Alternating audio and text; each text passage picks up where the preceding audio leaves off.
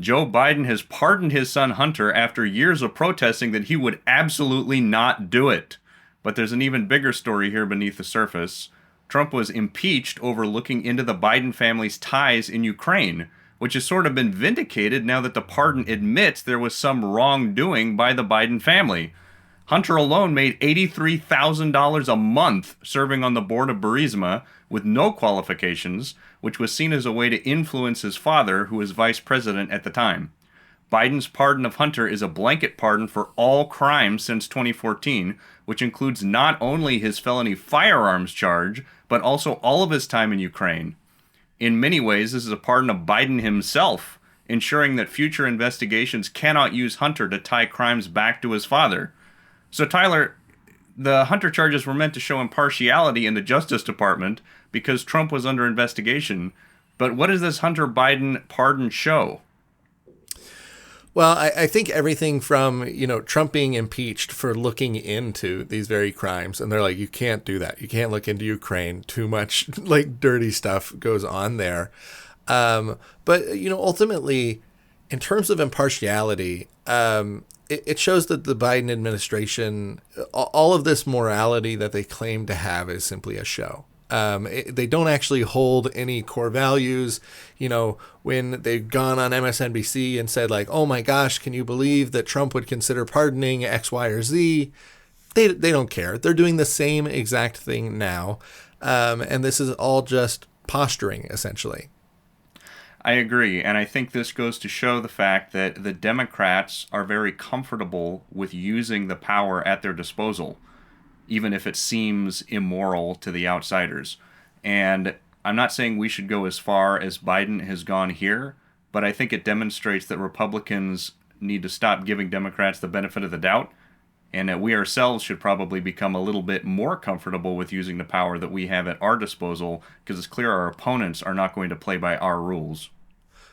Well, and talking about using our power, sort of for good, Trump has just recently announced that Kash Patel is the new nominee to be the new FBI director, similar to the way that Matt Gaetz was sort of talked about in terms of really taking on the deep state and on bad actors in the government. I think that Kash Patel is likely to do similar things in terms of the FBI and really go after people who have, acted incorrectly in this administration. And we're getting news out of CBS News just a day or two ago that they're talking about pardoning even more people. They're talking about Fauci and Schiff and Cheney and General Milley and a number of other people within the Biden administration who they view are going to be sort of targets for retribution within the new Trump administration. So clearly, I think people in the Biden administration are scared about what is coming. Do you think they should be, Ben? Do you think that the Trump administration is likely to go through with this? They've certainly put on a pretty big show of force in some ways in terms of these nominations. I think it remains to be seen. It is true that Kash Patel is a Trump loyalist, and I think with Trump's appointments, it does seem more likely than it was last time around that he's going to actually do some of the things that he's threatening. But by the same token, I think we have to remember that the deep state, or whatever you want to call it, is very entrenched.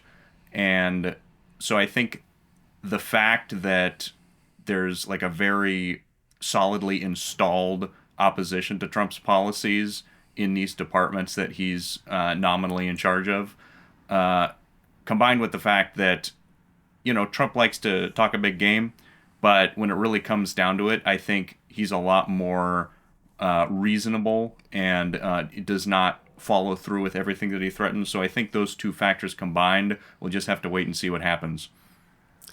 I think one of the things that happened in Trump's first presidency was that he said he was going to drain the swamp and destroy the deep state.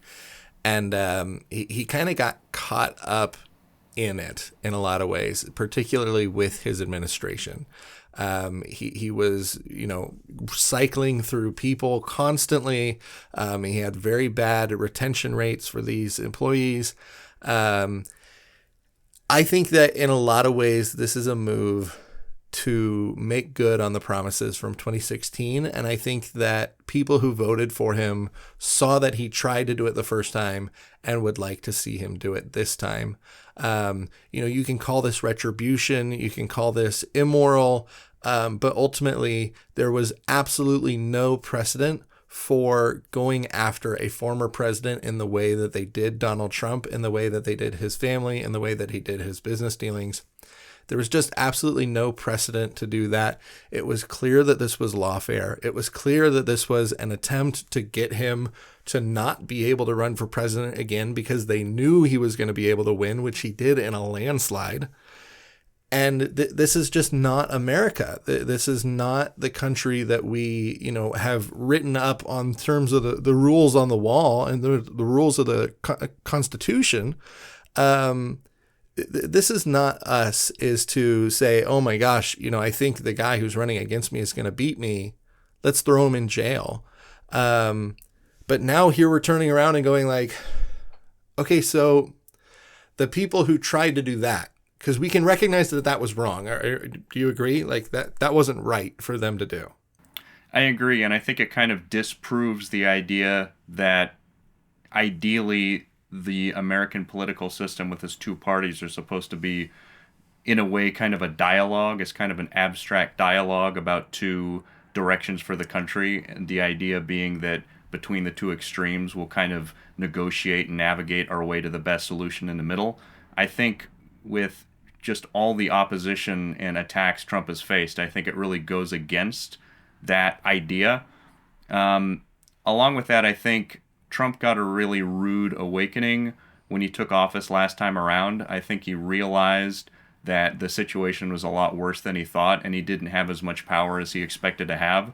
So I think this Trump presidency is going to be really illuminating as we see how much he has learned from his past presidency and whether or not he's able to adequately make the corrections necessary to get done what he says he's going to. So it sounds like we do generally agree that like what they did was wrong. It was lawfare. It wasn't appropriate. Yeah. So I think my question then is, what do we do with those people? Like if we agree that it's wrong to go after your political opponents, but then your political opponent goes after you, this is sort of like a Batman sort of situation where you go like, yes, I can't kill the criminals because then I'm just like them. In this case, do you think that it's wrong to sort of do retribution against, someone like Adam Schiff, for example, who, potentially broke the law in terms of his impeachment proceedings? Would it be wrong to go after people in the Justice Department who did these sort of technically legal but morally wrong investigations into the president? So it is really a catch-22 because it's kind of like the Spider-Man meme. It's like, okay, you're going to have two parties doing the same thing and accusing the other of what they're doing. There's a little hypocrisy that seems to be inherent in that. But another way to look at it is that this problem needs to be fixed. It's only going to get worse in the future if it isn't addressed. So even if it seems on paper like it would be the wrong thing for Trump to do, to go after these people that have been abusing their power and circumventing the law to attack their political opponents, I think we could also view it as a sacrificial act. So yes, Trump is going to have to do some things that you could argue are immoral, but at the same time, it has to be done and someone has to do it. So if he does it and then takes all the blame, since he's already kind of portrayed as the villain in this situation anyway, then coming out the other side, we might be a lot better off, and we can move forward without dealing with as much just corruption and abuse of power. Well, and corruption and abuse of power, I think, brings up this idea that we've seen a lot on left-wing media this week about Biden's legacy. And what does this pardon mean for how Biden is viewed? And I think that it's very fitting in sort of a karmic kind of way that Ukraine and the potentially like bad business dealings in Ukraine are, a ginormous part of Biden's legacy, because this war did start under his watch. They have given, somewhere above $50 billion in arms to Ukraine, as well as quite a bit of cash. One of the things that isn't talked about a lot is that these aren't donations, right? These are loans. And eventually Ukraine is going to have to pay these back, and they are not very favorable loans. Ultimately, I think we are buying Ukraine on sort of the coin toss win that we hope that they're going to keep the country. And if they do, they're going to be owned, in so many ways by America, and not just in terms of politically. Like, one of the things that a lot of people don't know is that these loans have come with conditions. And one of the conditions was you have to be willing to sell off a lot of your farmland in Ukraine. And Ukrainian farmland is known as the breadbasket of Europe because of how good this farmland is. Wars have happened over the farmland in Ukraine, and we have opened it up. I believe that almost a third of it has been sold primarily to BlackRock and a couple of these other ginormous American companies. Ben, to me, this kind of reeks like Dick Cheney and the playbook that we saw in Iraq, where we're kind of selling off Ukraine to the highest bidder. With Dick Cheney, of course, it was like, hey, we're going to give kickbacks to all of these people who sell the arms. And then we're going to give kickbacks to all my friends who work in construction, and they're going to get billions of dollars to rebuild the country after we've destroyed it. Ben, does this kind of explain to you why Dick Cheney potentially endorsed Kamala? How does all of this roll off as we kind of take this mile high view of Biden's legacy, right? Yeah, I think that's a very interesting insight. I think it's very likely that that is the reason Dick Cheney came out in support of the Democrats this time around.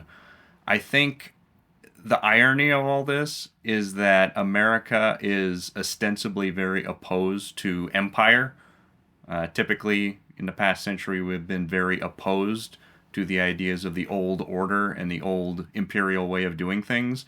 And yet, what we see here is basically American empire. So I think it's kind of funny that it's basically empire, but with different steps, just a couple of extra steps in the middle and a different name. So, yeah, I do think it would be better overall, even if we were doing the same things, to be more honest about what we were doing rather than obfuscating the issue. Then we can discuss the issues on their own merits rather than kind of misdirects and not really acknowledging what's going on. Well, yeah, and I think that, whether it be Ukraine, whether it be Afghanistan, whether it be the lawfare that was conducted against Trump himself and his allies, I think that somewhat rightly that will taint Biden's legacy. And it is rather poetic in conclusion that after years of Biden playing for the presidency by compromising his integrity, he kind of won only because people disliked his opposition so much, and then got replaced before the next election with somebody even less popular than him. And then even that party lost, or even that candidate lost. And now he's kind of in the death throes of his career, pardoning his son and trying to cover up all of his crimes and his sins before exiting office. It really is kind of poetic the way everything is concluding here. Well, and as we talk about legacy, we haven't even mentioned the sort of the biggest elephant in the room, which is he stayed in office despite being completely mentally incompetent. We all saw it at the CNN debate where he just cannot string words together.